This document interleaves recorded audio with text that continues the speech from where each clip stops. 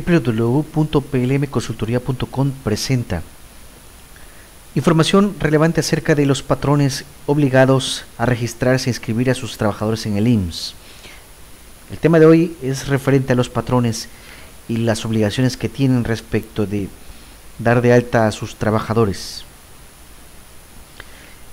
Los patrones están obligados a registrarse e inscribir a sus trabajadores ante el IMSS, comunicar sus altas y sus bajas, las modificaciones de su salario y los demás datos. Esto tiene que ver con los avisos de modificación de salarios para efectos del IMSS. Presentación de avisos de modificación de salarios. Bien, el artículo 15 de la fracción primera de la Ley de Seguro Social señala que los trabajadores están obligados a registrarse e inscribir a sus trabajadores ante el IMSS, comunicar sus altas y sus bajas, las modificaciones de sus salarios y los demás datos dentro de plazos no mayores de 5 días hábiles. Por su parte, el artículo 34 de la Ley del Seguro Social establece que en caso de que el trabajador perciba salarios por conceptos variables, el patrón estará obligado a comunicar al IMSS dentro de los primeros 5 días hábiles de enero, marzo, mayo, julio, septiembre y noviembre, es decir, de todo el año los meses impares. Las modificaciones del salario diario promedio obtenido en el bimestre anterior. Es importante no caer en la omisión de algunas percepciones que reciben los empleados a lo largo de un bimestre para aplicarle un aumento de su salario en el bimestre siguiente, ya que de no hacerlo podría haber omisiones de cuotas.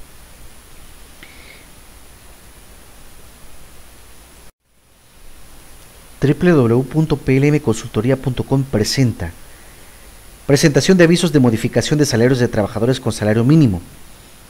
El artículo 55 del reglamento de la Ley del Seguro Social en materia de afiliación, clasificación de empresas, recaudación y fiscalización, conocido como RASERFI, establece que el IMSS aplicará de oficio las modificaciones originadas por el cambio en los salarios mínimos generales, adicionándole los porcentajes mínimos establecidos en la Ley Federal del Trabajo, correspondientes a prima vacacional, que en este caso corresponde al 25%, y aguinaldo, que en este caso el mínimo es de 15 días de salario, para aquellos trabajadores que reciban las prestaciones mínimas y tengan un año o menos de antigüedad al servicio del patrón que lo tiene inscrito. Los patrones deberán presentar sus avisos a través de los medios autorizados por el IMSS, en aquellos casos en que los porcentajes correspondientes a los conceptos de prima vacacional y aguinaldo sean superiores a los mínimos antes señalados, cuenten con más de un año de antigüedad al servicio del patrón que lo tiene inscrito, o cuando el trabajador reciba otras prestaciones que integren el salario base de cotización. En los términos de la Ley del Seguro Social, sin embargo, se debe tomar en cuenta algo importante, que de no ser así debe presentarse el aviso de modificación dentro de plazos no mayores de 5 días hábiles, es decir, a más tardar el 8 de enero del 2015. Estamos en el mes de enero, y los que no lo hayan presentado en el mes de enero que corresponda pueden hacerlo durante todo el año, pero los plazos para poderlo hacer tienen vigencia con fecha 8 de enero de 2015. En esta parte es importante recordar que no se olviden de presentar los avisos de modificación de salarios para evitar capitales constitutivos por parte del IMSS. Además de lo anterior, el patrón debe tomar en cuenta algo importante, que cuando el movimiento es ascendente, la consecuencia es que al presentar un aviso de este tipo en forma extemporánea, se puede incurrir en la omisión de cuotas si no se tiene presente su captura en el Sistema Único de Autodeterminación, SUA, derivado de la presentación extemporánea. Cuando el movimiento es descendente, la consecuencia es el pago de exceso de cuotas, ya que se deberán pagar hasta la fecha de recepción del aviso. Dentro de las infracciones a las que será acreedor el patrón están las que se estipulan en el artículo 304A de la Ley del Seguro Social, entre otras, no comunicar al instituto o hacerlo extemporáneamente las modificaciones al salario base de cotización de sus trabajadores, y la multa por no presentar los avisos en los plazos señalados. El patrón será acreedor a una multa de 20 a 125 veces el salario mínimo general para el Distrito Federal. Bien, esta es la información acerca de la presentación de avisos de modificación de salarios de trabajadores con salario mínimo. Informó para ustedes, para www.plmconsultoría.com, contador Pedro Linares Manuel. www.plmconsultoría.com presenta porcentajes para determinar las cuotas obrero-patronales del IMSS e Infonavit. El artículo 39 de la Ley del Seguro Social establece que las cuotas obrero-patronales se causan por mensualidades vencidas y el patrón está obligado a determinar sus importes en los formatos impresos o usando el programa informático autorizado por el instituto. Asimismo, el patrón deberá presentar ante el instituto las cédulas de determinación de cuotas del mes de que se trate y realizar el pago respectivo a más tardar el día 17 del mes inmediato siguiente. En el caso de las cuotas obrero-patronales respecto del seguro de retiro, cesantía en edad avanzada y vejez, estas se causan en forma bimestral y deberán realizar el pago respectivo a más tardar el día 17 después del bimestre inmediato anterior. Lo mismo sucede con el pago al Infonavit. Los porcentajes por seguros en vigor a partir del 1 de enero de 2015 son las mismas que las aplicables en 2014, por lo que no hubo incremento. Los porcentajes que se aplican para el salario base de cotización por seguros en vigor a partir del 1 de enero del 2015, en este caso, son los siguientes: enfermedad y maternidad, prestaciones en especie, cuota fija, patrón, 20.40% del salario mínimo general del Distrito Federal. Trabajador, no aplica. Esto es en cuanto a la cuota fija. Cuota adicional, patrón, 1.10% sobre la diferencia de salario base de cotización menos 3 salarios mínimos generales del Distrito Federal. Trabajador, 0.40% sobre la diferencia de salario base de cotización menos 3 salarios mínimos generales del Distrito Federal. Pensionados, patrón, 1.05 del salario base de cotización. Trabajador, 0.375% del salario base de cotización. Prestaciones en dinero, patrón, 0.70 del salario base de cotización.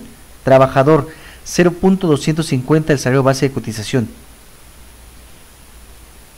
Invalidez y vida, patrón, 1.75 del salario base de cotización.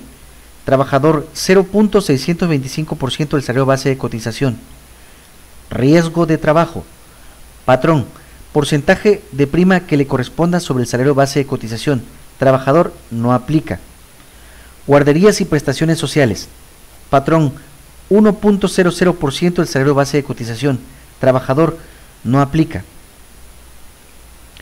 En cuanto a la liquidación bimestral, retiro, patrón, 2% del salario base de cotización. Trabajador, no aplica. Cesantía y vejez, patrón, 3.150% del salario base de cotización. Trabajador, 1.125% del salario base de cotización. Infonavit, patrón, 5% del salario base de cotización. En el caso del trabajador, no aplica. Es importante que el patrón verifique los porcentajes de aplicación para 2015, ya que al aplicarlos incorrectamente puede provocar diferencias en el pago de las cuotas obrero-patronales, además de que la cantidad se le retenga al trabajador sea incorrecta. Bien, informó para ustedes contador Pedro Linares Manuel para www.plmconsultoría.com Radio Fiscal. www.plmconsultoría.com presenta impuestos locales por el pago de salarios y asimilados a salarios. El impuesto sobre nómina, conocido como ISN, por el pago de salarios y asimilados a salarios en algunas entidades, en el caso del impuesto sobre nómina en el Distrito Federal, conforme al artículo 156 del Código Fiscal del Distrito Federal, se encuentran obligadas al pago del impuesto sobre nómina las personas físicas y morales que en el Distrito Federal realicen erogaciones en dinero o en especie por concepto de remuneración al trabajo personal subordinado, independientemente de la designación que se les otorgue. Tienen que señalar que las erogaciones en dinero o en especie realizadas a asimilados a salarios no forman parte de la base de dicho impuesto. Los únicos pagos a asimilados que formarían parte de las bases de este impuesto son los mencionados en la fracción 9 de dicho artículo, misma que establece que los pagos realizados a administradores comisarios o miembros de los consejos directivos de vigilancia o administración de sociedades y asociaciones, sí formarán parte de la misma.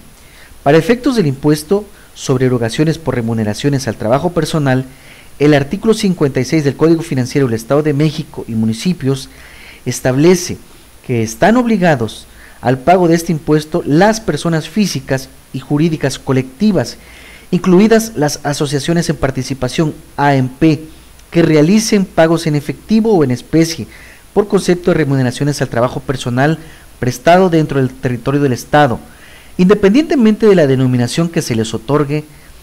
Debe señalar que conforme a la fracción 16 del artículo 56 del Código Financiero del Estado de México y municipios, los pagos en efectivo o especie por concepto de asimilados a salarios sí forman parte de la base de dichos impuestos.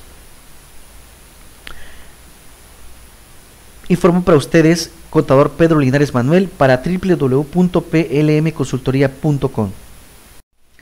www.plmconsultoría.com. Información para el Instituto Mexicano del Seguro Social, para los patrones y para los trabajadores. Se dieron a conocer algunos aspectos fiscales que deben considerar los contribuyentes al iniciar un ejercicio fiscal ante las posibles reformas fiscales que pudieran existir, o bien las que se dan a conocer a través de disposiciones transitorias. Esto a fin de cumplir de manera oportuna y correcta con las obligaciones fiscales en relación con el pago de salarios, así como los requisitos para su deducción. Hay que estar pendiente de las nuevas disposiciones y de las nuevas aplicaciones y de las nuevas reglas que se van a publicar para efectos de el régimen de sueldos y salarios, para estar pendiente con las obligaciones de los patrones ante el Instituto Mexicano del Seguro Social, ante el Sistema de Ahorro para el Retiro y ante el Infonavit, y para saber a los que llevan nóminas cuál es la carga tributaria, las nuevas disposiciones locales para impuestos sobre nóminas, y para poder llevar al corriente el cumplimiento de todas sus obligaciones contables y fiscales. Informó para ustedes contador público Pedro Linares Manuel para www.plmconsultoría.com.